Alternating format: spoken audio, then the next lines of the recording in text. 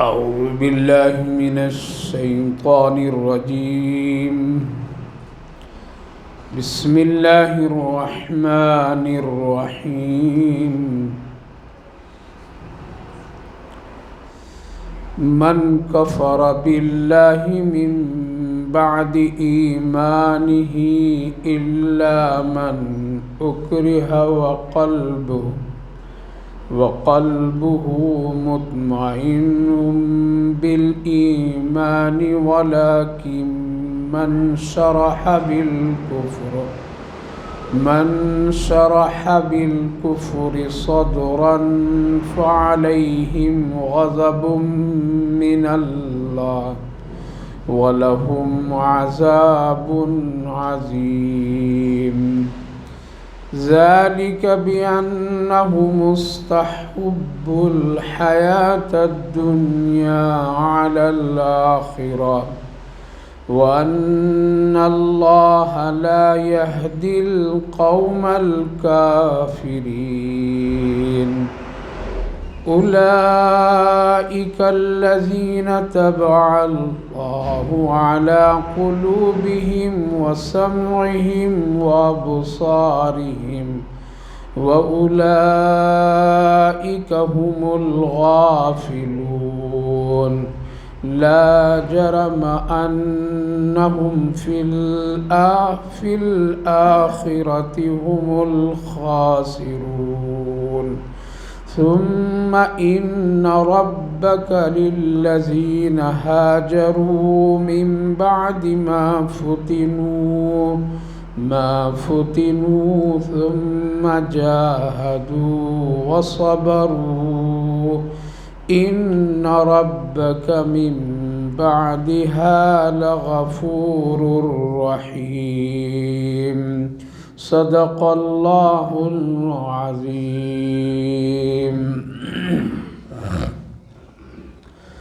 من كفر بالله من بعد إيمانه إلا من أكره وقلبه، جو شخص اللہ کا انکار کیا ایمان لانے کے بعد، مگر یہ کہ وہ زور و زبردستی سے اور اس کا قلب ایمان کے سلسلے میں مطمئن ہو. وَلَكِن مَّن شَرَحَ بِالْكُفْرِ صَدْرًا فَعَلَيْهِمْ، لیکن دل اگر کفر کی طرف انشراح ہو تو پھر اس پر اللہ کی جانب سے غضب ہے اور اس کے لیے بڑا عذاب ہے. ذالک بأنہ مستحب الحیات الدنیا، اس سبب سے کہ اس نے پسند کیا دنیا کی زندگی آخرت پر. وَأَنَّ اللَّهَ لَا يَهْدِي الْقَوْمَ الْكَافِرِينَ، اور بے شک اللہ تعالیٰ منکرین کافرین قوم کو ہدایت نہیں دیتا. بھائیو اور بزرگوں، اس سے پہلی جو آیات پہلی مجلس میں گزری تھی، جس میں اللہ تعالیٰ نے دو راستے اور دو کام بتائے تھے اور شیطان کے سلسلے میں خاص کر اس طرف توجہ دلایا تھا کہ وہ تمہارا کھلا ہوا دشمن ہے. وہ کبھی بھی نہیں چاہتا ہے کہ تم اللہ کو راضی کر لو. وہ کبھی نیکیوں کے ذریعے سے تو کبھی گناہ کے ذریعے سے، ہمیشہ وہ تمہارا دشمن ہے. نیکی میں دشمنی، اس میں ریاکاری، اخلاص سے کمی، شرک کا پہلو، یہ ساری چیزیں تکبر، غرور، گھمنڈ نیکی پر دل میں پیدا کر کے وہ نیکیوں کو ضائع اور برباد کرا دیتا ہے. گناہ کرا کر کے گناہ سے اللہ کی ناراضگی کرا دیتا ہے. تو اس کا کام ہر حال میں ہے. اس لیے نیکی پر بھی بہت چوکنا رہنا چاہیے اور یہ نہیں سمجھنا چاہیے کہ بس ہم بہت نیکی کے کام کرنے والے ہیں، بلکہ کب شیطان اس میں ریاکاری داخل کر دے اور وہ برباد کر کے رکھ دے. اللہ تعالیٰ نے بتایا تھا لیکن وہ لوگ جو لوگ مجھ سے دوستی رکھتے ہیں اور اس سے دوستی نہیں رکھتے ہیں تو اس پر ان کا زور نہیں چلتا ہے، ہزار تدبیر، ہزار کوشش، ساری چیزیں اس کے سامنے آ جائے پھر بھی وہ اٹل رہتے ہیں، کبھی بھی وہ ہٹ نہیں سکتے۔ اس کی کئی مثالیں بھی میں نے پہلی مجلس میں دی کہ کیسے کیسے لوگ گزر گئے اور شیطان نے کتنا بڑا حربہ اختیار کیا، کیسی کیسی چالیں اختیار کی، لیکن پھر بھی جو نیک لوگ، اللہ کے خاص بندے لوگ، ان لوگوں کو کبھی بھی وہ اپنا اس پر غلبہ نہیں کر سکا۔ تو ہر حال میں بچنا چاہیے۔ اس وقت میں جو آیت کریمہ پڑھا ہوں ایک بہت ہی اہم مسئلے سے تعلق ہے اور اس کا تعلق ایمان سے ہے۔ ایمان نام ہے خوشی سے قبول کرنا، لیکن کبھی کبھی ایسا ہوتا ہے کہ ایمان والوں پر ایمان سے ہٹانے کے لیے زور و زبردستی کا بھی معاملہ کیا جاتا ہے۔ یہ تو بالکل واضح ہے، اسلام کا، قرآن و حدیث کا فیصلہ ہے، اللہ کا فیصلہ ہے کہ ایمان کے سلسلے میں کسی پر زور و زبردستی نہیں کرنا ہے، یعنی اس سے اپنی طاقت سے کسی کو کلمہ پڑھانا نہیں ہے اور نہ مجبور کرنا ہے۔ لا اکراہ فی الدین قد تبین الرشد من الغی، یہ حکم ہی نہیں ہے کہ کسی کو زبردستی سے کلمہ پڑھاؤ، ایمان میں لاؤ۔ ہاں وہ جو آپس میں ہے کہ تادیبی کارروائی کرنے کے لیے، اپنے بچوں کو اخلاق سکھانے کے لیے، نماز سکھانے کے لیے، یہ ایک الگ مسئلہ ہے، لیکن زبردستی کسی کو اسلام میں داخل کرنے کا حکم نہیں۔ اسی طرح سے یہ بھی حکم نہیں ہے کہ انسانی اخلاقی اعتبار سے کسی کو کسی مذہب سے ہٹا نہیں سکتے ہیں، یعنی کوئی کسی مسلمان کو اس کے ایمان سے، دین سے، مذہب سے ہٹانے کا اخلاقی بھی حق نہیں ہے، مذہبی بھی حق نہیں ہے۔ کسی کا بھی مذہب اس بات کی اجازت نہیں دیتا ہے کہ کسی کو کسی کے مذہب سے زور و زبردستی سے ہٹا دیا جائے۔ اگر کوئی ایسا کام کرتا ہے تو گویا کہ وہ مذہبی آدمی نہیں، وہ فتنہ اور شریر آدمی ہے، چاہے کسی بھی مذہب سے تعلق رکھنے والا انسان ہو۔ اسلام میں تو بالکل ہی اس کی گنجائش نہیں ہے، لیکن کبھی کبھی ایسے حالات کا سامنا مسلمانوں کو، ایمان والوں کو کرنا پڑتا ہے، اور صرف آج ہی نہیں بلکہ پہلے بھی ایسا ہوا۔ خود نبی کریم علیہ السلام کے دور اور زمانے میں بھی اس طرح کے بہت مسائل پیش آئے۔ آج ہی صرف نہیں کہ لوگ زور و زبردستی سے کوئی مذہبی نعرہ لگوا دیتا ہے یا کوئی مذہبی کفریہ کلمات کہلا دیتا ہے، دھمکیاں دے دیتا ہے، ڈر سے لوگ کر لیتے ہیں۔ یہ آج ہی کی یہ بات نہیں بلکہ پہلے بھی ایسا ہوا، اور خاص کر اس زمانے میں تو بڑی شدت کے ساتھ، جب نبی کریم علیہ السلام حیات میں تھے اور ابھی کلمہ اور اسلام کا چرچا اور تبلیغ ہو رہی تھی، اس وقت بہت ہی تکلیفیں ہوئی سن۔ یہ آیت کریمہ جو اس وقت میں پڑھا ہوں وہ اسی سلسلے کے کڑی اور نزول کا سبب ہے۔ 5 لوگ تھے جن کو مکہ میں کافروں نے قید کر لیا، گرفتار کر لیا۔ کمزور طبقے کے لوگ تھے، وہ بڑے لوگ نہیں تھے۔ ان میں حضرت عمار رضی اللہ عنہ، ان کے والدین حضرت یاسیر اور ان کی والدہ حضرت سمیہ رضی اللہ عنہ، حضرت صہیب، حضرت خباب، حضرت بلال، یہ کتنے ہو گئے؟ 6 لوگوں کو کافروں نے پکڑ لیا، اور پکڑ کر کے بہت ہی سختی کیا ان لوگوں پر، چھوڑ دو، کبھی کھمبے میں باندھ دیتے تھے لوگ۔ حضرت یاسیر کو کھمبے میں باندھ، پٹائی گزرنے والوں کے لیے کہا جاتا تھا کہ جو لوگ اس راستے سے گزرے وہ کیا کریں کہ پٹائی کرو، بندھے رہتے تھے۔ بیوی حضرت سمیہ رضی اللہ عنہ یہ بھی گرفتار ہوئی اور بہت ظلم ان پر کیا گیا۔ ان کے بیٹے حضرت عمار، ان پر بھی خوب ظلم. حضرت بلال حبشی کا ظلم تو خوب مشہور ہے.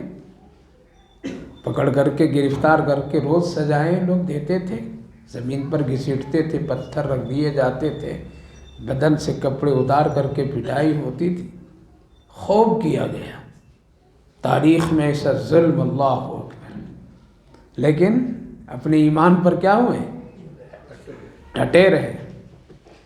ہم لوگ سمجھتے ہیں کہ یہ قصہ مولوی سناتے آ رہے ہیں، ہم سنتے جا رہے ہیں، لیکن تھوڑے سے اپنے دل پر ذرا زور دیجیے اور پھر اسلام کی اہمیت، ایمان کی اہمیت کو تھوڑا سا سمجھنے کی کوشش کیجیے کہ آخر کیا وجہ تھی کہ وہ لوگ پٹائی کھاتے تھے اور ایمان نہیں چھوڑتے تھے. حضرت بلال کا داستان تو بہت ہی مشہور ہے، بہت مشہور ہے. کس قدر ان پر ظلم کیا گیا. کڑکتی دھوپ میں ان کو خوب گھسیٹا جاتا تھا، چمڑے ادھڑ جاتے تھے، لیکن پھر بھی وہ کہتے تھے اللہ احد اللہ احد. حضرت سیدنا صدیق اکبر رضی اللہ عنہ مدینہ طیبہ میں جب اسلام کی بول بالا شروع تو کبھی کبھی پوچھتے تھے بلال اس وقت کے کیا حالت؟ کہتے تھے اس وقت جو اللہ احد کہتا تھا، جو لطف اور مزہ آتا تھا، آج وہ مزہ نہیں آ رہا ہے. ان کو تکلیفوں میں اللہ کی یاد میں مزہ.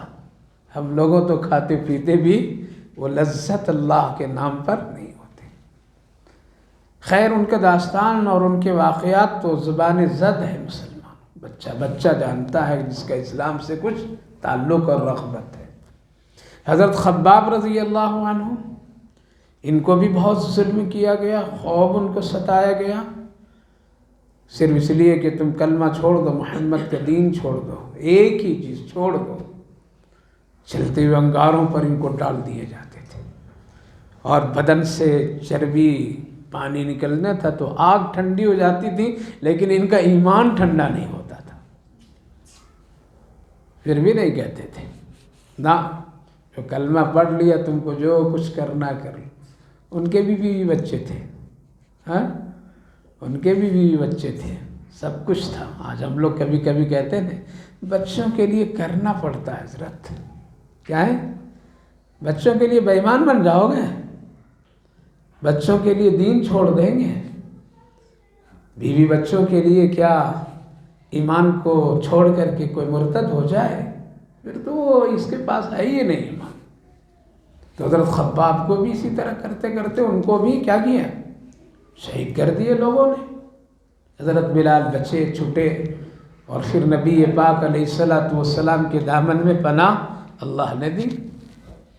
حضرت یاسیر اور حضرت سمیہ، شوہر اور بیوی کو بہت ظلم ابو جہل نے کیا. یاسیر رضی اللہ عنہ کو تو قتل کر دیا. یہ پہلا شہید ہے اسلام کا، سب سے پہلا شہید حضرت یاسر رضی اللہ عنہ. بیوی کا حال حضرت سمیہ رضی اللہ عنہ کے بھی بہت ہی مشہور ہے. کیا ہے کہ ابو جہل روز آ کر کے ستاتا تھا. شوہر کو قتل اس کے سامنے، مارنا ان کے سامنے، لیکن وہ ٹس سے مس نہیں ہوتی تھی. مل لیں گے یاسر وہاں، لیکن تم اپنے ایمان پر.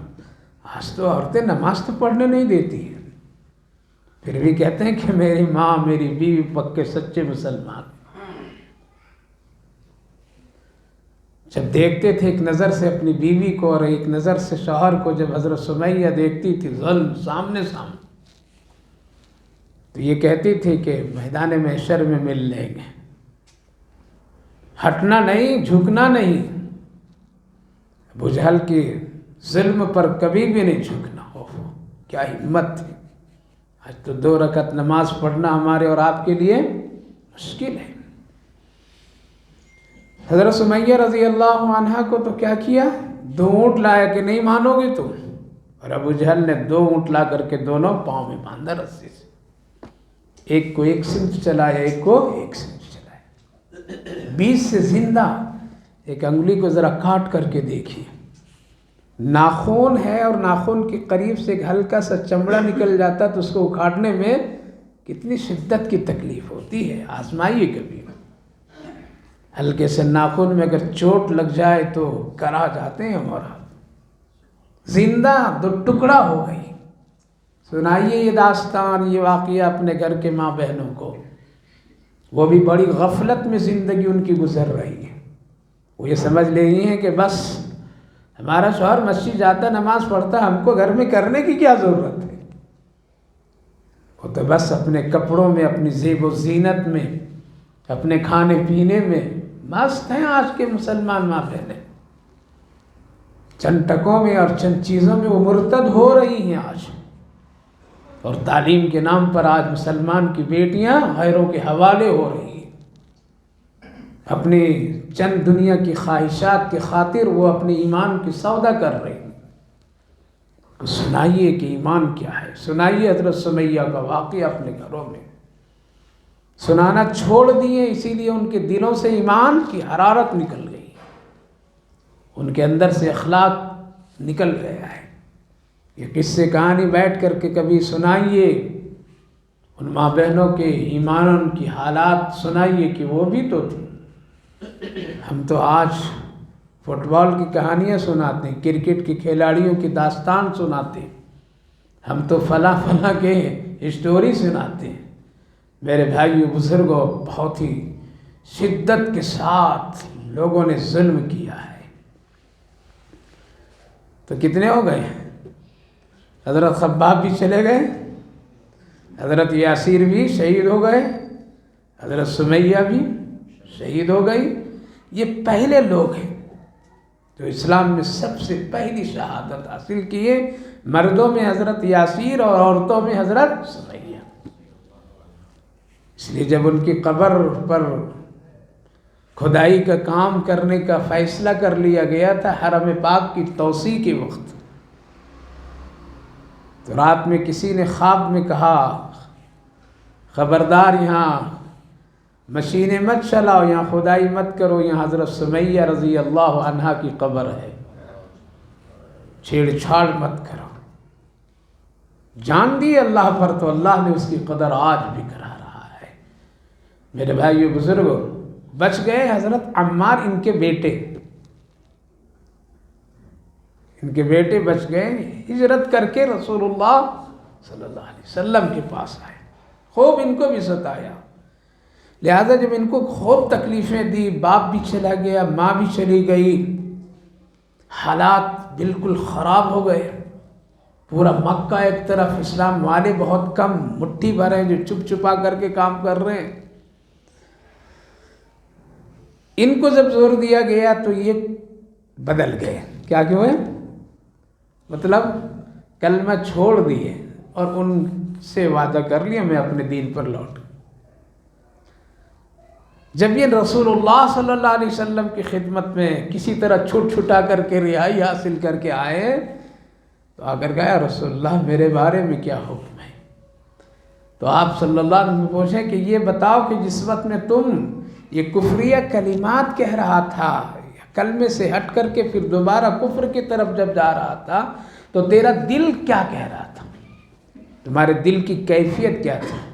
کہا کہ یا رسول اللہ میں ایمان پر مطمئن تھا، میں اپنے ایمان پر مطمئن تھا، میں کبھی بھی نہیں چاہ رہا تھا، اگر چاہتا تو پھر اتنے کیوں جھمیلے جھنجھٹ لیتے، اس سے میرا دل مطمئن تھا لیکن مجبور تھا جس کی وجہ سے میں نے یہ کام کر لیا۔ اب میرے بارے میں کیا حکم اور کیا فیصلہ ہے آپ کا فرمائیے۔ اللہ اکبر۔ اللہ تعالیٰ نے اس وقت اس آیت کریمہ کو نازل فرمایا اور یہ فرمایا کہ ایمان کے بعد دیکھو کہ قلب کی کیفیت کیا ہے۔ لہذا جب انہوں نے کہا یا رسول اللہ میرا قلب بالکل، میرا دل مطمئن تھا اسلام اور ایمان اور کلمے پر، تو آپ صلی اللہ علیہ وسلم فرمائے کہ پھر تم مسلمان ہے، تم مرتد نہیں ہوا ہے۔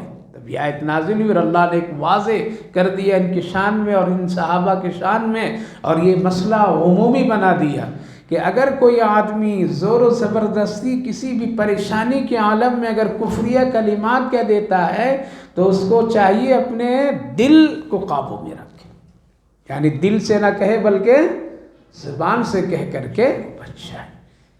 اگر دل سے اس نے کہا، شوق سے اس نے کہا، رغبت سے اس نے کہا، حرام کو دل سے کھایا، حرام کو رغبت سے اختیار کیا، تب تو ایمان کیا ہوتا ہے؟ چلا جاتا ہے۔ اور اگر صرف ظاہری اس نے زبان سے استعمال کیا لیکن دل اس کا ایمان اسلام پر وہ مطمئن ہے، تو پھر اللہ تعالیٰ فرمایا من کفر باللہ من بعد ایمانہ الا من اکرہ وقلبہ مطمئن بالایمان، کہ اگر کوئی آدمی ایمان لانے کے بعد پھر اگر وہ کفر کی طرف چلا گیا تو دیکھو کیا دل، اس کا دل کتنا مطمئن ہے ایمان پر۔ اگر ایمان پر مطمئن ہے تو وہ مسلمان ہے، مرتد نہیں ہے۔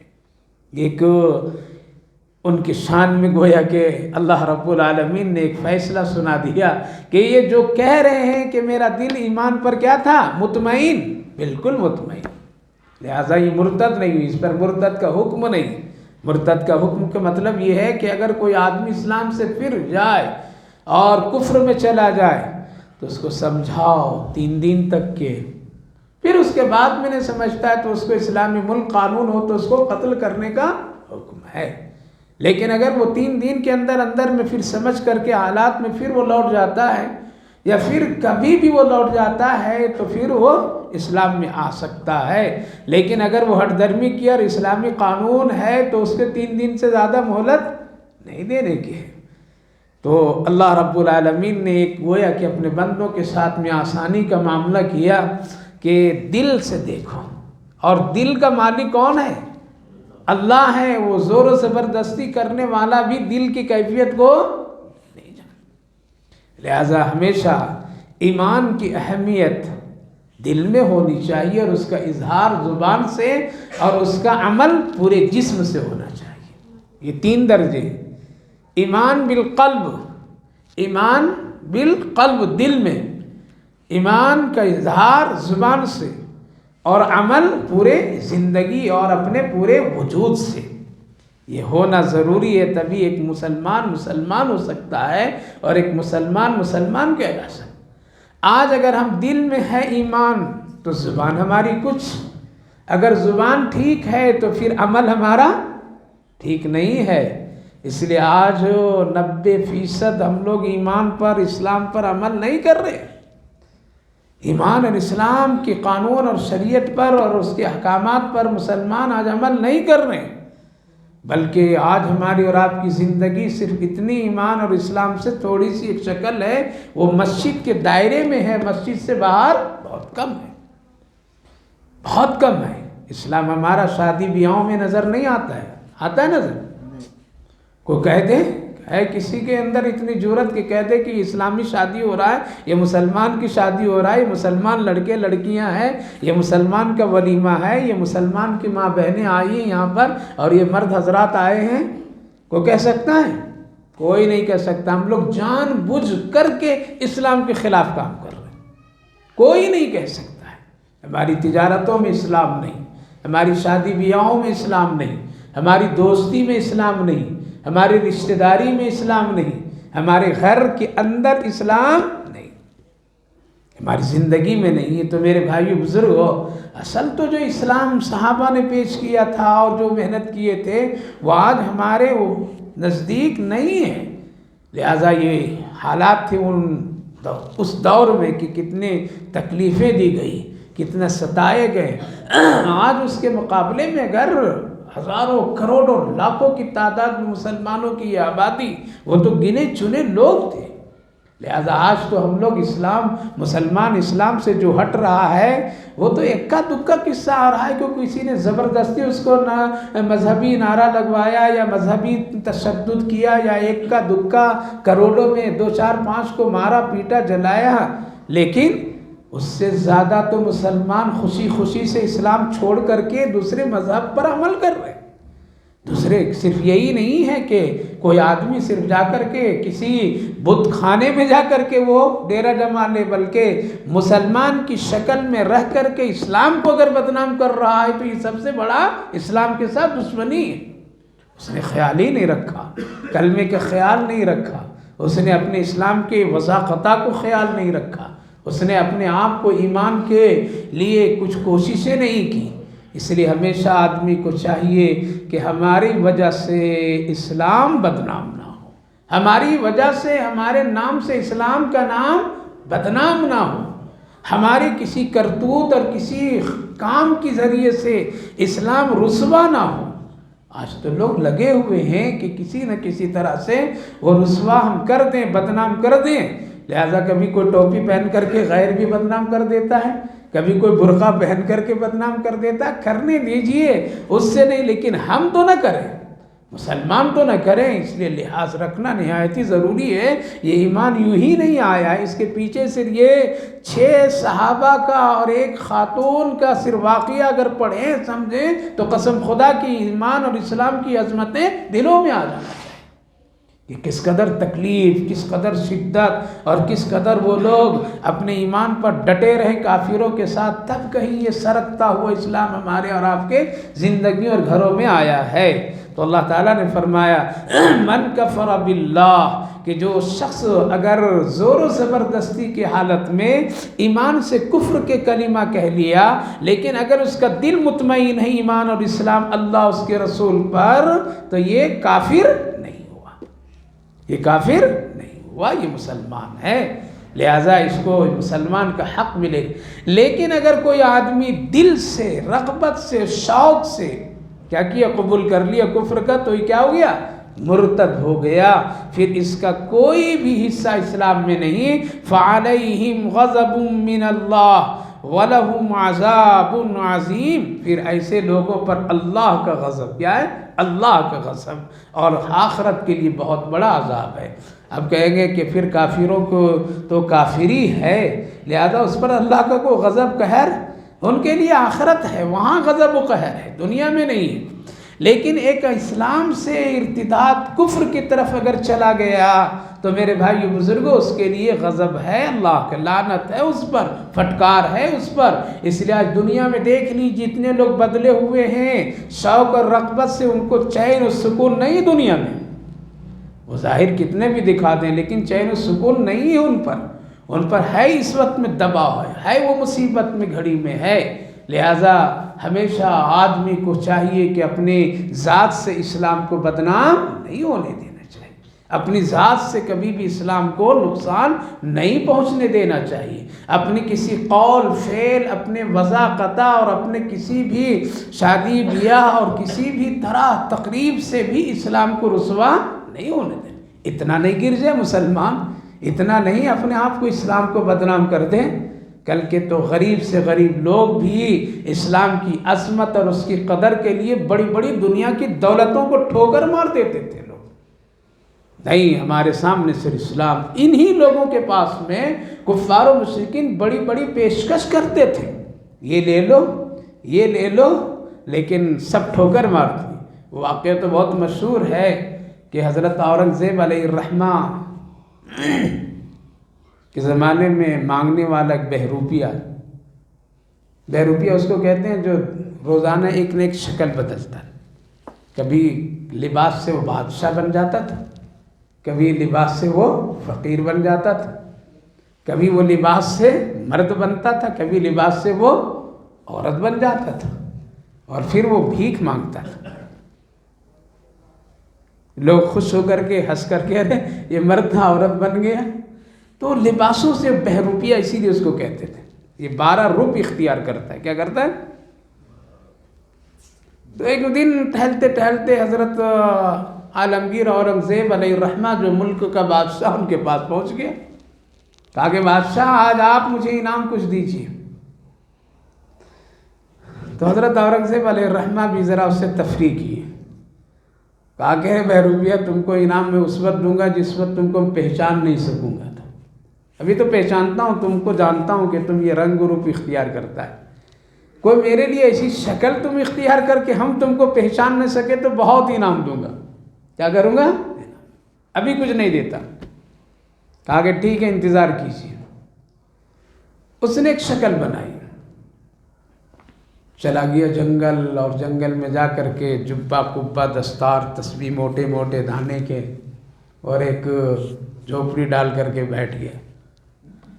اب ہندوستان تو بہت کمزور ہے، یہاں تو اگر کہیں پتھر سے پانی نکل گیا تو اسی کو لوگ خدا سمجھ بیٹھتے ہیں۔ ناپاک کافر بھی اگر شکل میں آ کر بیٹھ گیا تو اسی کو لوگ پوجا کرنے لگتے ہیں. آج تو بہت کمزور ہے ہمارے سراسر میں، ہم لوگ کہاں کہاں بھٹک جاتے ہیں اور کس کو کیا سمجھ لیتے ہیں. تو جنگل میں بیٹھا، موٹی موٹی تسبیح کے دانے پر ہاتھ پھیرنے لگا، تنہائی. لوگ سمجھے وہ وقت کا ولی شاید آسمان سے آ گیا ہے، رنگ و روپ بدل دیا پورا، اور بالکل اللہ کے ولیوں کی شکل اس نے اختیار کر لی. حضرت اورنگزیب علیہ الرحمہ کو ایک مرتبہ ایک مسائل درپیش ہے. کسی جگہ پر ان کی کوئی کامیابی اور کوئی کام ہونے والا تھا، ہو نہیں رہا تھا. تو اپنے خاص جو ان کے مرید اور ان کے خادم جو تھے ان سے کہا، وہ بھی وقت کے بہت بڑا ولی تھے. کہا کہ ارے اس وقت میں اپنے ملک میں کوئی بڑا ولی ہے جن سے دعا کرا لیتے تاکہ یہ کام ہمارا ہو جاتا. پہلے کے لوگ دعاؤں سے کام پہلے کراتے تھے. کہا کہ ایسا تو کوئی نظر نہیں لگ رہا. چند مہینوں سے ایک بہت بڑا متقی پرہیزگار آدمی فلاں جنگل میں ہے، اور اس کے پاس ایک بڑی بھیڑ ہوتی ہے، وہ دنیا مافیا سے بالکل کٹا چھٹا ہوا ہے. لگ رہا ہے کہ اس کی دعا آج کل بہت چل رہی ہے. تو حضرت نے فرمایا جا کر کے دیکھو، اور دیکھ کر کے پھر میرے لیے ٹائم لے لو. سمجھے؟ میں جاؤں اور جا کر کے ان سے دعا کی درخواست کراؤں. گیا، اور جانے کے بعد میں ان سے وقت لیا. کہا کہ اچھا بادشاہ آنا چاہتا ہے، سوچ کر کے بولو گا. پھر اس نے ٹائم دیا، وقت دیا. حضرت اورنگزیب علیہ الرحمہ کا وقت کے ولی، اور خوب تعریف کی اس نے، ایسا ہے ویسا ہے فلاں ہے. تو حضرت نے کچھ ہدیے، تحفے، کپڑے، جوڑے سب لے کر کے پہنچے، اور اچھے سے ان کے پاس اشرفیاں لے کر کے پہنچے تھیلے میں. جب یہ پہنچے ہیں تو اس وقت میں انہیں اوپر دیکھا ذرا دیر سے کہا کہ بیٹھو. بیٹھا ہے. کیا بات ہے؟ حضرت بہت ادب سے، جبکہ یہ خود ہی وقت کے ولی، تہجد گزار، صاحب نسبت، حافظ قرآن، ملک کا بادشاہ، جس نے اپنے بلوغیت کے بعد کبھی جن کی 5 نمازیں نہیں چھوٹی ہو، جن کی تہجد قضا نہیں ہوئی کبھی، جو حافظ قرآن، حلال کھانے کے اتنے بڑا آدمی، جو خود ٹوپی سیلے اور قرآن لکھے، اس سے گھر میں سالوں سال کھچڑی کھاتے تھے، دوسری کوئی چیز ہی نہیں پک پاتی تھی. جنہوں نے اپنی پوری زندگی میں ان کے پاس اتنا نصاب کا پیسہ نہیں ہوا اپنی کمائی میں سے کہ وہ حج کر سکتے تھے، اس لیے انہوں نے حج نہیں کیا. کیا کیا؟ حج نہیں کیا. کسی نے پوچھا بادشاہ ہو کر کے حج نہیں کیے؟ کہا کہ میرے پاس اپنی ذاتی رقم نہیں ہے اتنی کہ میں حج کر سکوں، ملک کا خزانہ بھرا پڑا ہوا ہے. یہ تو خود ولی تھے، لیکن پھر بھی کیا ہے، دعا کے لیے گئے. سنائے سب ایسی سی پریشانی ہے، وہ بھی سر جھکا کر کے بہت ہی یہ کر کے دعائیں دیا. ٹھیک ہے، اللہ کامیاب کرے، یہ کرے، ساری دعائیں دے دی. جب رخصت ہونے لگے تو وہ جوڑے، وہ ہدیے، وہ تھیلے سب پیش کیے. تو اس نے اٹھ کر کے پاؤں سے مارا. کیا دعا کو سودا بازی کرنے آ گئے ہو کیا؟ کیا تم مجھے اس کی قیمت دینا چاہتے ہو کیا؟ ہٹاؤ یہاں سے. اور بڑی زور سے اس کو ڈانٹے، اور سارے ہدیے تحفے کو سب کو دور کر دیے. مذاق بنا لیا ہے، دعا کو خریدنے کے لیے آ گیا ہے، ولیوں کو پہچانتا نہیں ہے. بہت سنائے کھری کھوٹی کو. حضرت اورنگزیب علیہ الرحمہ کو اور دل میں یقین آ گیا واقعتاً یہ وقت کا ولی ہے. جب چلے آئے اپنے دربار میں مطمئن ہو گئے، میری دعا آج کیا ہو گئی؟ اسی لیے وقت کا ولی آج تو لینے والے لوگ ہیں. اب دعاؤں کا بھی فیس بنتی، معلوم؟ دعاؤں کا بھی فیس. کون سی دعا کرانا ہے؟ 5000 کا، 1000 کا، کون سا کرانے ہیں؟ ہم جیسے بیوقوف لوگ بھی چکر میں پڑ جا رہے ہیں. ہاں ہمارا 5000 کا کرا دیجئے، ہمارا 100 کرا دیجئے. یہ ہے آج حالات ہیں. کمانے والے لوگ ہیں اور ایسا کر رہے ہیں، اور اب انسان بھی پھنس رہا ہے. ان کی دکان بھی خوب شاندار چل رہی ہے، وہاں 5000 کی دعائیں کرا سکتے ہیں، اپنے صبح کے اٹھنے والے مؤذن کو 5 روپیہ نہیں دے سکتے. جہاں دو، ان کو دو، ان محسنوں کو دو، مسجد کے اماموں کو خیال رکھیے، خادموں کا خیال رکھیے، قسم خدا کی دل سے دعائیں تجھے ملے گی۔ دوسرے دن یہ ولی پہنچ گیا حضرت کے دربار میں یہ سنا رہا ہوں یہ واقعہ کہ اپنے حالات سے اسلام کو بدنام مت کیجیے۔ کیا کیجیے؟ اسلام کو رسوا نہ ہونے دیجیے۔ دوسرے دن یہ پہنچا اور پہنچ کر کے اسی حیت و کیفیت میں آئے، حضرت اورنگزیب علیہ الرحمہ کی خدمت میں سلام کیا اور کہا کہ مجھے انعام دیجیے بادشاہ۔ کہا کہ انعام؟ کہا کہ ہاں میں وہ بہروپیہ ہوں جو ایک مرتبہ آپ نے مجھ سے کہا تھا نا کہ تم ایسی شکل بناؤ کہ ہم تم کو پہچان نہیں سکیں تو بہت انعام دوں گا، لہٰذا میں وہی ہوں جس کے پاس کل آپ دعا کے لیے گئے تھے، وہ ہوں میں۔ اللہ اکبر۔ حضرت عالمگیر اورنگزیب ہکا بکا رہ گئے، یہ کیسا ولی ہے، کہاں ہم چلے گئے تھے؟ تو انہوں نے کہا کہ بھائی تم اب انعام لینے آئے ہو، اگر دوں گا بھی تو بہت کم دوں گا، تم کو تو ہدیے میں تمہیں بہت دے رہا تھا، یہ جوڑے بھی تھے، اشرفیاں تھی، پیسے تھے، سب کچھ تھا، اگر تم وہ رکھ لیتا تو وہ بہت بڑی چیز تھی، اب اگر انعام میں دوں گا تو اس کا بہت کم حصہ دوں گا، تم کو وہی رکھ لینا چاہیے تھا، ہم تو تم کو پہچان نہیں سکے، لہذا اتنی بڑی رقم ہدیے کی، جھوڑے ساری چیزیں تھی، تھیلا بھرا ہوا تھا، رکھا، تم تو وہاں تو پاؤں سے مار مار کر کے ٹھکرا دیا۔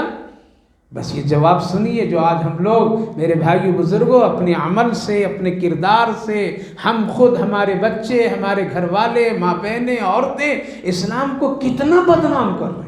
الزام ہم تو دے رہے ہیں دوسروں پر کہ اس کی وجہ سے، نہیں، بلکہ ہم خود ایسے کردار اختیار کر رہے ہیں، ایسے کام کر رہے ہیں، ایسے عمل کر رہے ہیں کہ خود اسلام کو ہم بدنام کر رہے ہیں۔ کیا جواب دیا اس بہروپیہ نے، وہ غریب نے؟ کہا کہ بادشاہ سلامت، آپ کو پتہ نہیں میں جو شکل اختیار کیا تھا وہ ولیوں کا شکل تھا۔ کس کا؟ اللہ کے دوستوں کا شکل تھا، اس کے رنگ و روپ میں تھا۔ اگر دعا کے بعد یہ ہدیہ لے لیتا تو ہمارا کام تو چل جاتا، میری روزی روٹی ہو جاتی، میں خوش ہو جاتا، لیکن میرے اس عمل سے اللہ کے دوست اور ولی لوگ بدنام ہو جاتے۔ تو ہم نے یہ نہیں چاہا کہ ہماری وجہ سے کیا ہو جائے، اللہ کے ولیوں کا نام خراب ہو جائے، اسلام کا نام خراب ہو جائے، رسول اللہ صلی اللہ علیہ وسلم کی امتی کا نام خراب ہو جائے، اس لیے ہم نے اس کو لینا پسند نہیں کیا، اس لیے اس کو میں نے ٹھوکر مار دیا۔ آج تو ہم نے بدنام کر دیا، زہد لے کے اسلام کو بدنام کر دیا، سود لے کر کے اسلام کو بدنام کر دیا، فضول خرچی کی دعوتیں کر کے ہم نے بدنام کر دیا اسلام کو، فیشن پرستی کر کے ہم نے اسلام کو بدنام کر دیا، ہماری ماں بہنیں بیٹیاں بے پردہ بے حیائی کے راستے پر چل کر کے اسلام کو بدنام کر دیے۔ لہٰذا اپنے عمل سے اسلام کو بدنام مت کیجئے، بڑی قیمتی چیز ہے ایمان۔ یہ تو مرنے کے بعد وہ قبر کے گڑھے میں پتہ چلے گا، جب فرشتہ آ کر کے پوچھے گا من ربک ما دینک من نبیک، تیرا اللہ کون، تیرا رب کون، تیرا رسول کون، تیرا دین اور مذہب کیا، وہاں پتہ چلے گا کہ اسلام کیا چیز ہے۔ اس لیے میرے بھائی بزرگوں، وہ صحابہ کرام رضوان اللہ عنہم اجمعین کٹ گئے، شہید ہو گئے، ٹکڑے ہو گئے، وہ چیر گئے ہیں، لیکن پھر بھی کلمہ شہادت لا الہ الا اللہ کے وحدانیت پر ذرہ برابر بھی ٹھوکر نہیں آنی تھی۔ اس لیے دنیا کے خاطر اپنے آپ کو مت اسلام کو بدنام کیجیے، بلکہ اس پر مرتے دم تک کے اس اسلام اور ایمان پر قائم رہیے۔ آزمائشیں امتحان ہیں، لیکن اس کے بعد والی زندگی کیا ہے، بہت اچھی ہے۔ تو اللہ تعالیٰ نے فرمایا فَعَلَيْهِمْ غَضَبٌ مِّنَ اللَّهِ وَلَهُمْ عَذَابٌ عَظِيمٌ ذَلِكَ بِأَنَّهُمْ مُسْتَحِبُّ الْحَيَاةَ الدُّنْيَا عَلَى الْآخِرَةِ، یعنی یہ عدلنا بدلنا، یعنی ایمان سے کفر کی طرف چلا جانا، یا اسلام کے قانون ضابطے اور اس کے تمام چیزوں کو چھوڑ کر کے کسی دوسرے طور و طریقت کا اختیار کر لینا، یہ اس لیے لوگ کرتے ہیں کہ ان کے نظر میں، ان کے دل میں دنیا کی زندگی بڑی محبوب ہے آخرت کے مقابلے میں۔ اسی لیے تو دنیا کی آسائش، دنیا کی آرام، دنیا کی چیزوں کے لیے ہم لوگ کیا کرتے ہیں؟ عمل کو چھوڑ دیتے ہیں، مشقت اٹھانا چھوڑ دیتے ہیں، اللہ اور اللہ کے رسول کے دین پر چلنا ہم لوگ مشکل سمجھ لیتے ہیں۔ کیوں؟ دنیا کی زندگی ہمیں محبوب ہے، دنیا کی زندگی آخرت پر ہم ترجیح دے رکھیں۔ اسی لیے اللہ فرمایا یہ جو ہیرا پھیری کیا ہے؟ یعنی ایمان سے کفر کی طرف چلا جانا یا ایمان اور اسلام کے خلاف کوئی عمل کر لینا اس لیے ہے کہ اس کے نزدیک دنیا کی زندگی بڑی محبوب ہے آخرت کی زندگی کے مقابلے میں۔ ہم نے وہ نہیں سمجھا، لہذا ان لوگوں نے وہ 6 صحابہ کرام رضوان اللہ عنہم اجمعین، وہ حضرت سمیہ رضی اللہ عنہا، وہ سمجھ گئی تھی دنیا کی زندگی 60-70 سال کی یوں ہی جیسے تیسے گزر جائے گی، لیکن آخرت کی زندگی اس سے بہتر ہے، اس لیے کلمے ہی پر ہم مریں گے۔ اس لیے اللہ کا بھی یہی ہے حکم کہ اے لوگو ایمان پر رہنا اور ایمان ہی پر میرے سے ملنا بھی۔ اولئک الذین تبع اللہ، دل جیسا ہوگا ویسے ہی فیصلے بھی ہوں گے۔ اگر دل خراب ہے تو پھر ہمارے وجود سے بھی ویسے ہی چیزیں نکلے گی۔ ہر ایک چیز کا دائرہ ہے نا، ایک برتن ہے، اگر اس کو ہم پانی سے بھر دیں اور پھر دودھ ڈالنا چاہیں گے تو ہوگا؟ چلو پانی میں اگر دودھ ڈال دیں گے تو دودھ رہے گا؟ نہیں رہے گا۔ ہمارے دل میں تو دنیا کی محبت، حسد، بغض، عداوت، کینہ، کپٹ، کفر، بدعت، شرک سب ہے نا۔ جب یہ سب ہے تو نور ایمان نہیں آئے گا۔ اس برتن کو صاف رکھیے، جب اس کو صاف رکھیں گے تو اس میں اچھی چیزیں آئے گی، اس میں ایمان کا نور آئے گا، اللہ کی محبت آئے گی، رسول اللہ صلی اللہ علیہ وسلم کی محبت آئے گی، آخرت کی فکریں آئیں گی، جنت کا شوق آئے گا۔ اور اگر یہ جگہ بھر گیا ہے گندگیوں سے، کس سے؟ حسد سے، بغض سے، عداوت سے، نفرت سے، کفر سے، بدعت سے، رسومات سے، تو پھر جگہ ایمان کے لیے کہاں رہا؟ پھر تو وہاں سے نکل کر کے کسی اور کے پاس چلا جائے گا۔ اس لیے اپنے دل کو پاک صاف رکھیے، ورنہ اللہ فرمائے اگر ایسا نہیں کرو گے طبع اللہ علی قلوبہم، پھر ایسے لوگوں کے دل پر میں مہر ٹھپا لگا دیتا ہوں، اب اس کے اندر میں ایمان نہیں جائے گا، نور ایمان نہیں آئے گا۔ وسمعہم، آنکھ تو ہے لیکن آنکھ سے وہ آخرت نہیں دیکھ سکے گا، اور آنکھ تو ہے، کان تو ہے لیکن کان سے وہ اچھی باتیں سننا پسند نہیں کرے گا۔ وَأُولَئِكَ هُمُ الْغَافِلُونَ، اور یہ پھر غفلت ہی غفلت میں زندگی گزار۔ آج ہم لوگ یہی کام ہم لوگوں کا ہو رہا ہے، غفلت میں ہے، غفلت میں ہے۔ لا جرم انہم فی الآخرۃ هم، کوئی بات نہیں، کر لو غفلت، اللہ بھی بڑی عجیب و غریب نقشہ کھینچتا ہے، کر لو، لا جرم، کوئی عرض کی بات نہیں، کوئی مشکل نہیں، لا جرم، کوئی مشکل نہیں، دقت آخرت میں تم نقصان اٹھانے والے ہوگے، بس یہاں کر لو جیسا بھی کر لینا ہے، لیکن آخرت میں ثم ان ربک للذین ہاجروا من بعد ما فتنوا ثم جاہدوا وصبروا ان ربک من بعدها لغفور رحیم۔ اللہ فرمائے پھر یہی وہ لوگ جو ہجرت کر کے آئے کہ پھر تمہارا رب، آپ کا رب، ان لوگوں کے لیے جو لوگ ہجرت کر کے آئے اور پھر ہجرت کے بعد بھی وہ تکلیفوں میں رہے، ایسا نہیں کہ مکہ چھوڑ کے آئے تو مدینے میں بادشاہ بن گئے، یہاں آنے کے بعد بھی ان کو تکلیفیں صحابہ کو ہوئی۔ اگر کوئی آدمی نیکی کا اختیار کرتا ہے تو اس میں تکلیف ضرور ہوگی، اگر ایک آدمی کفر سے ایمان کی طرف آیا تو اس پر ظلم اور زیادتی دنیا والے ضرور کریں گے۔ تو اللہ فرمایا ما فتنوا ثم جاہدوا، لیکن پھر بھی وہ مجاہدہ کرتا رہا، کوششیں کرتا رہا، صبر کرتا رہا۔ ان ربک من بعدها لغفور الرحیم، تو بے شک آپ کا رب بہت معاف کرنے والا ہے، اور ایسے حالات کے بعد میں تو اللہ خوب رحم کرنے والا ہے۔ لہذا صبر ہے اسلام میں، آزمائش ہے اسلام میں، اس میں ہے بیٹھے بیٹھے میٹھے میٹھے حلوے کے ساتھ میں ایمان نہیں۔ اسی لیے یہ 2 جملے یاد رکھیے، الدنیا سجن للمؤمنین وجنت للکافرین، دنیا مومن کے لیے قید خانہ اور کافر کے لیے جنت، لہذا یہاں آرام نہیں۔ یوم یاتی کل نفس تجادل، ہاں جب پورا میں بدلہ دوں گا ہر ایک نفس کو، تو وہ جھگڑا کریں گے، نا میں ایسا نہیں کیا تھا، میں ایسا نہیں کیا تھا، میں ایسا نہیں کیا تھا، کل نفس ما عملت وہم لا یظلمون، لیکن اے لوگوں یاد رکھو وہاں تم پر ظلم ہم نہیں کریں گے. انصاف انصاف. وضرب اللہ مثلا قریۃ کانت آمنۃ مطمئنۃ یأتیہا رزقها رغدا من کل مکان فکفرت بانعم اللہ. اللہ رب العالمین نے فرمایا اے میرے نبی مکہ والوں کو مکہ کی حالت سناؤ.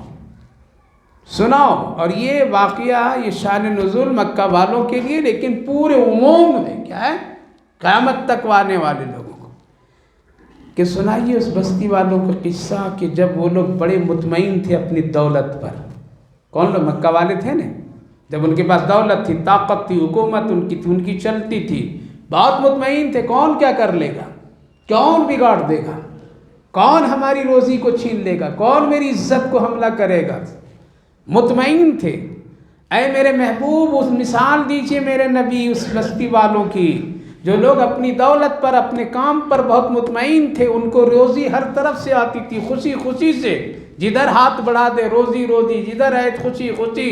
رزقها رغدا من کل مکان، ہر طرف سے روزی، ہر طرف سے عزت، ہر طرف سے اس کی کامیابی. دیکھ رہے ہیں نا آج کفر کی، جدھر وہ جا رہا ہے کامیاب، جہاں جا رہا ہے اس کی بات، جو کرنا چاہتا ہے کر رہا ہے، جو قانون بنانا بنا رہا ہے، جس طرح چاہتا ہے ظلم کرتا ہے، جس طرح اس چاہتا ہے دولت بنا لیتا ہے، جو چاہتا ہے کر لیتا ہے. قرآن ایک مثال دے رہا ہے، اس پر ایمان رکھیے. ضرب اللہ، میرے نبی سناؤ ان لوگوں کو، سناؤ جن لوگوں نے مطمئن اور اطمینان کا اظہار کیا تھا اپنی زندگی کی خوشیاں میں، ہر طرف سے خوشی، رہنے کا، سہنے کا، کھانے کا، پینے کا، پہننے کا، عہدے کا، ساری چیزیں اللہ نے خوب دے رکھی تھی.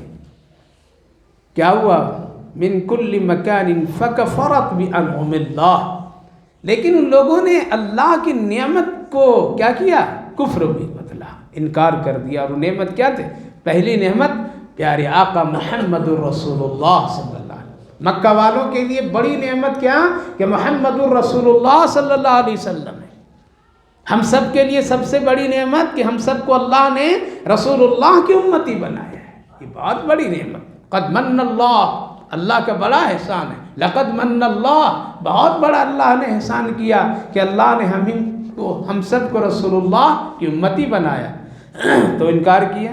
فَأَذَاقَهَا اللَّهُ لِبَاسَ الْجُوعِ، اللہ تعالیٰ نے قحط ڈال دیا ان لوگوں پر، بھوک کے لباس ڈال دیا. بھوک کے لباس یعنی پورا وجود، پوری زندگی، یعنی ایک حالات تک کہ ہر طرف سے بھوک، کہیں کھانے کی کوئی چیز نہیں.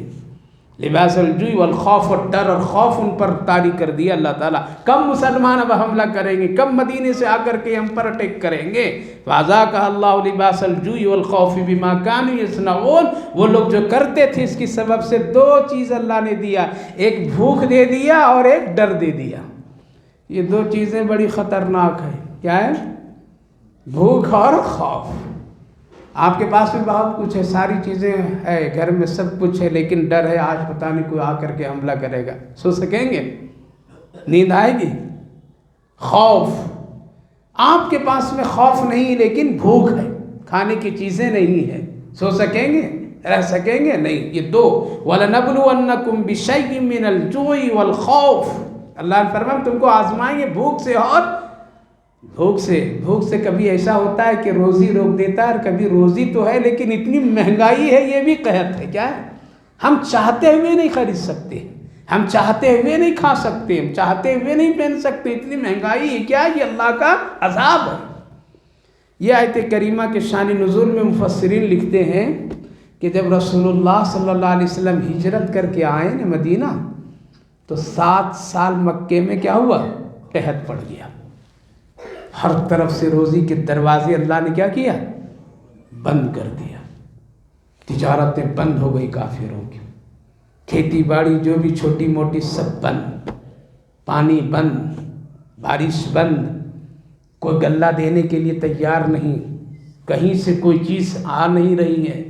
مکے میں قحط. یہاں تک کہ قرآن کریم کی آیت کریمہ کی روشنی میں مفسرین لکھتے ہیں مرے ہوئے کتے کھانے پر مجبور ہو گئے مکہ والے. اللہ اپنی طاقت میں بہت بڑا ہے. وہ ہم اور آپ سمجھتے ہیں کہ میرا بینک بیلنس بہت اچھا ہے، ہم سمجھتے ہیں کہ ہماری نوکری بڑی کمپنی میں پکی ہے، وہ کب ہسکا دے گا اللہ پتہ نہیں چلے گا۔ ہم سمجھتے ہیں میری تجارت 1 نہیں 2 4 5 خوب چل رہے، میں کما رہا ہوں، بیٹا بھی کما رہا ہے، بیوی بھی کما رہی، بہو بھی کما رہے، بس سب خوشی میں۔ کیا ہے سجدہ، کیا ہے فجر کی نماز، کیا ہے قرآن کی تلاوت، یاسین تو پڑھے غریب لوگ، ہم کیوں پڑھیں؟ نماز تو غریبوں کے لیے ہے، وہ مانگے اللہ سے روزی، میرے پاس تو سب کچھ ہے۔ لیکن جب اللہ ٹائٹ کر دیتا ہے نا تو سارے دروازے بند۔ اب سوچئے، یہ قرآن میں اللہ نے 7 سال تک کے بند کر دیا اللہ تعالیٰ نے، آسمان سے بارش بند، زمین سے پیداوار بند، کہیں کو ملک والے یہاں غلہ راشن دینے کے لیے تیار نہیں، ان کے پاس میں کوئی چیز مال نہیں کہ خرید کر کے لا سکیں۔ اللہ اکبر، اتنی پریشانی، وہی سب ہیں وہ لوگ۔ ابو جہل وغیرہ تو کیا ہوا، بدر میں تو سب ختم ہو گئے، اب تھے بڑے بڑے اور سردار تھے لوگ، لہذا چیخیں پکارنے لگے لوگ، مردار کھانے لگے لوگ، سڑی ہوئی چیزیں کھانے لگے لوگ، حالات اتنے بن گئے۔ یہ کس وجہ سے کہ پیارے آقا محمد الرسول اللہ کو ستایا، یہ کس وجہ سے کہ انہوں نے صحابہ کو تکلیفیں دیا تھا، ان کے مال اسباب کو لوٹا تھا، ان پر ظلم کیا تھا۔ اس لیے آج بھی کوئی ظالم یہ اطمینان سے نہ بیٹھے کہ اگر مسلمانوں کو تم ستاؤ گے تو کل تیری باری ضرور ہے، ہم نہیں لیں گے بدلہ لیکن میرا رب ضرور لے گا۔ یہ یقین پیدا کیجیے، ضرور لے گا وہ بدلہ، وہ بدلہ لیے بغیر نہیں رہتا ہے۔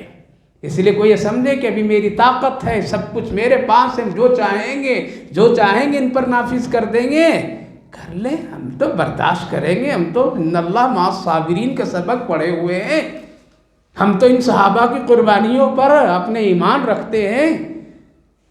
لیکن بدلہ ہے، لیا نہ اللہ بدلہ، کس لیے لیا؟ تم نے میرے محبوب کو ستایا، تم نے میرے ایمان والوں کو ستایا، بلال کو ستایا، خباب کو ستایا، صہیب رومی کو ستایا، تم نے یاسیر کو کھمبے میں باندھ کر کے مارا اور قتل کیا، تم نے حضرت سمیہ کو چیر دیا، سب کچھ ہے۔ آج وہ ظلم، اللہ بدر علیہ 7 سال بھی پریشان ہو گئے، کیا ہو گئے؟ سفیان، اس وقت وہ مسلمان نہیں ہوئے تھے، حضرت سفیان رضی اللہ عنہ نبی کے سسر بھی ہوتے ہیں، کیا ہوتے ہیں؟ ان کی بیٹی حضرت ام حبیبہ رضی اللہ ام المومنین تھی، کون تھی؟ ان کو لوگوں نے کہا کہ جاؤ مدینہ جاؤ، جا کر کے محمد صلی اللہ علیہ وسلم سے ہم لوگوں کے لیے دعا کرا کر کے آؤ۔ اب کام بنے گا تو کہاں سے بنے گا؟ جس پر آپ ظلم کیے اسی سے جا کے معافی مانگیے تب اللہ راضی ہوگا۔ ہم سمجھتے ہیں کہ نہیں آئیں گے تمہارے پاس، ہم ہو جائیں گے، نہ، اگر بندے کو ظلم کیا ہے تو معافی یہاں ہے تب وہاں ہے، بھیجے لوگ قاصد بنا کر کے جاؤ دعا کراؤ، نہیں تو پھر ختم ہو جاؤ گے سب۔ آئے حضرت سفیان اس وقت کفر میں تھے، کئی ایسے موقع پر وہ وہی آتے تھے کیونکہ ان کی بیٹی تھی رسول اللہ صلی اللہ علیہ وسلم۔ ایک مرتبہ آئے ہیں، بیٹی کے پاس پہلے پہنچے، کہ یہاں جاؤں گا بعد میں محمد صلی اللہ علیہ وسلم سے ملوں گا۔ حضرت ام المومنین ام حبیبہ رضی اللہ عنہ باپ کو دیکھی، کہا کہ ٹھیک ہے اندر آئیے، لیکن جو بستر لگا ہوا تھا اس پر بیٹھنا چاہیں ابو سفیان، تو فوراً بستر کو لپیٹ دی حضرت ام المومنین۔ تو باپ کو ذرا ناگواری ہوئی کہ میری وجہ سے میری بیٹی بستر کو لپیٹ دی، اتنا بے ادب ہو گئی، باپ کی عزت و اکرام نہیں۔ تو ان کے چہرے مہرے اور ان کی کچھ گفتگو سے حضرت ام المومنین ام حبیبہ رضی اللہ عنہ کیا جواب دی؟ ابا آپ کی ادب احترام میرے دلوں میں ہے، لیکن یہ بستر پاک ہے، اس پر پاک ہی آدمی بیٹھ سکتا ہے، اس پر حضرت جبریل آتے ہیں، وہی لے کر کے آتے ہیں، اس میں محمد الرسول اللہ بیٹھتے ہیں۔ آپ کا ادب احترام اپنی جگہ ہے، لیکن ناپاک آدمی پہ نہیں۔ بیٹھا لو کفر کو، دوستی کر لو کفر سے، جاؤ شرابیوں کے پاس، جواڑیوں کے پاس، بدکاروں کے پاس میں، حشر ویسے ہی ہوگا۔ آئے وہ، آ کر کے رسول اللہ صلی اللہ علیہ وسلم کے پاس گئے، کہا کہ اے محمد تیرے قبیلے کے لوگ ہیں، تیرے خاندان کے لوگ مکہ میں ہیں، وہ بھی انسان ہیں، حالات بہت خراب ہو گئے ہیں، حرام کھانے پر، سڑی ہوئی چیزوں پر، مردار پر زندگی گزر رہی ہے۔ ذرا ترس کھاؤ، اللہ بڑا غفور الرحیم ہے، تیری ہی دعا سے کام ہوگا اور کچھ بھی نہیں ہوگا۔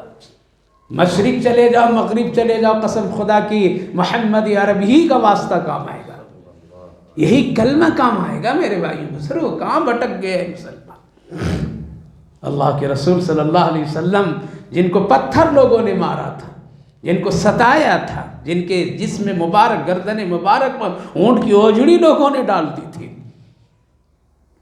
حضرت فاطمہ کو تھپڑ جس نے مارا تھا ابو جہل نے، اتنا ظلم کیا تھا، میرے آقا پیارے نبی صلی اللہ علیہ وسلم ہاتھ اٹھا دیے، اے اللہ مکہ والوں کے لیے روزی کا انتظام کر دیجیے۔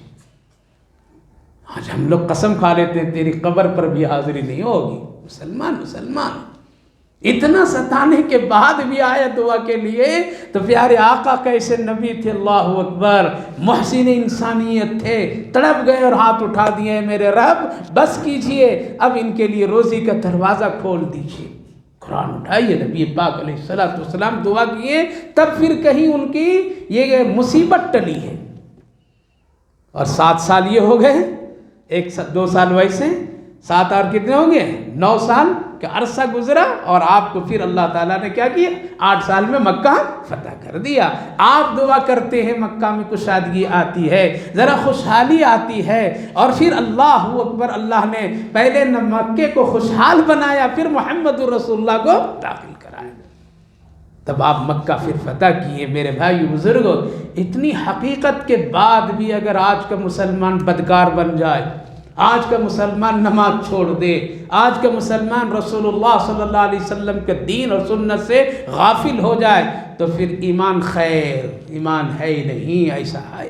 اس لیے اللہ نے کہا تم اپنی دولت پر ناز نہیں کرنا، غرور گھمنڈ نہیں کرنا، اپنے بینک بیلنس پر بھروسہ کر کے تم مجھ سے نہ روٹھنا، میں جب روزی تنگ کر دیتا ہوں تو پھر کوئی راستہ، ایک ہی دن میں ساری دولت جھٹکے میں چلی جاتی ہے لوگوں کی، ارب پتی سڑک پتی بن جاتے ہیں لوگ، دنیا میں ہزاروں مثالیں موجود ہیں۔ اس لیے اللہ کو منا لیجئے، کس کو؟